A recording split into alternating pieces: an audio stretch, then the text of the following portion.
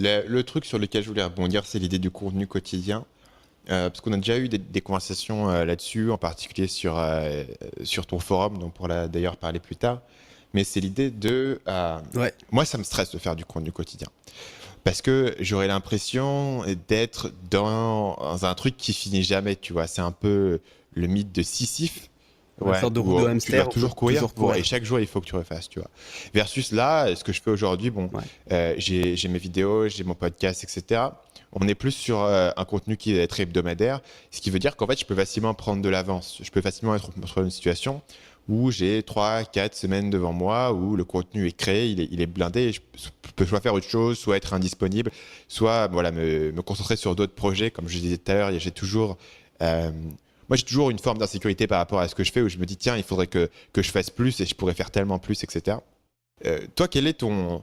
et puis l'autre élément du contenu quotidien, évidemment, c'est que à un moment, je me dis, est-ce que les gens vont avoir envie de me voir tous les jours, quoi? C'est quand même beaucoup à demander de temps par rapport aux gens. Toi, Ouais. quelle est ta vision, disons, sur le trade-off ici? Pourquoi est-ce que toi, tu choisis de faire du contenu quotidien? Tu nous as parlé des aspects voilà, personnels de créer cette habitude-là. Quels avantages tu y vois par rapport à ton audience et par rapport à la partie plus business? Alors moi, pendant longtemps, j'ai vanté le mérite du contenu quotidien en disant que c'était le meilleur moyen de faire décoller son audience très rapidement. Toi, tu as réussi à magistralement me prouver que j'avais tort grâce à ta chaîne YouTube, en m'explosant sur le nombre d'abonnés et le nombre de vues, sans faire du contenu quotidien, en faisant une vidéo de temps en temps, mais des vidéos très travaillées. Donc je dis pas aux gens qu'il faut faire du contenu quotidien ou que c'est mieux qu'autre chose, je pense que ça dépend vraiment des personnalités. Moi il se trouve que j'arrive mieux à travailler comme ça, j'ai toujours travaillé au dernier moment.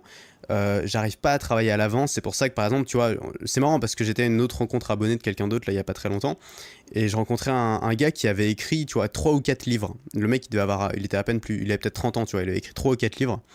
Et moi je trouvais ça incroyable tu vois parce que pour moi écrire un livre c'est un truc énorme.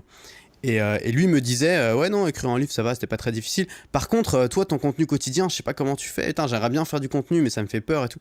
Et je trouvais ça fou en fait que on ait tous les deux l'impression que ce que faisait l'autre c'était un truc impossible alors que nous ce qu'on faisait c'était hyper facile. Et je pense que c'est une question de peut-être d'habitude face au travail. Pour moi écrire un livre ça me paraît très difficile et je pense que ça le sera parce que c'est un travail qui te demande de travailler beaucoup pendant plusieurs mois pour un résultat qui est éloigné. Et moi, j'ai jamais su travailler comme ça, tu vois. Enfin, je sais pas, genre à l'école, je travaillais toujours au dernier moment. Mais par contre, au dernier moment, j'arrivais à être bon, j'arrivais à être efficace.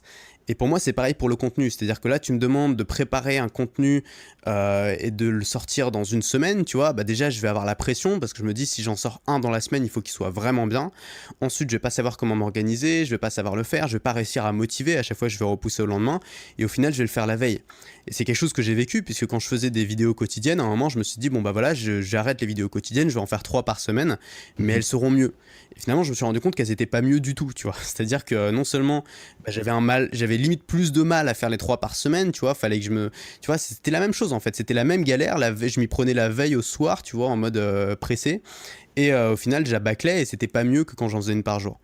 Et le fait de faire un contenu quotidien, pour moi, c'est aussi une question, tu vois, tu parlais de stress et tout, de pression, bah, je trouve que tu as moins de pression quand tu fais un contenu quotidien, parce que c'est ton habitude du jour, c'est comme, tu vois, c'est comme, je sais pas, si tu fais la même chose tous les jours, si tu vas au sport tous les jours, c'est plus facile que si tu vas une fois toutes les semaines et que faut se bouger, tu vois, parce que dans ta routine, tu vois. Et ben le quotidien c'est un peu pareil, c'est dans ma routine matinale finalement. Il y en a c'est faire des, tu vois, il y a des gens qui ont toute une routine matinale super chronométrée.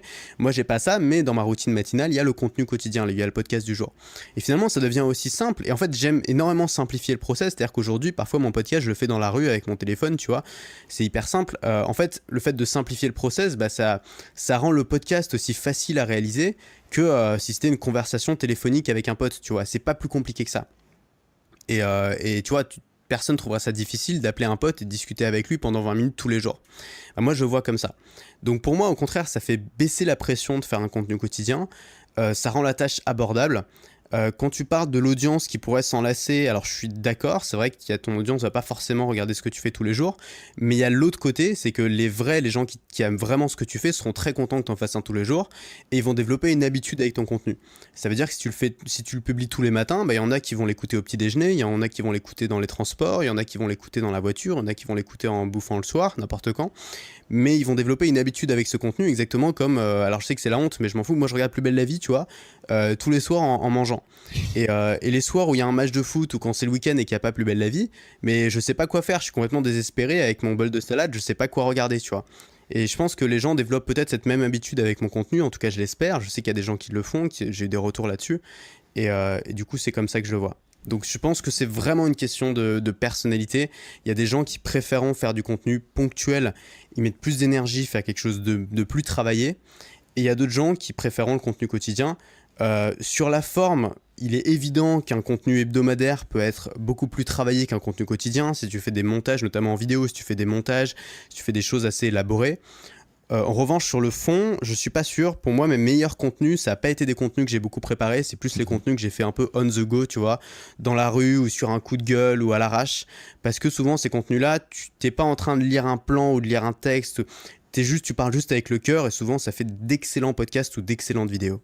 C'est intéressant, c'est plus spontané, quoi. Et ce que tu perds, forcément, moi, je pourrais jamais m'autoriser à faire un truc Ouais, moi, tu sais, moi, spontané, j'adorerais. parce que du coup, putain, j'en sors qu'une par semaine, quoi. L'intérêt est bien.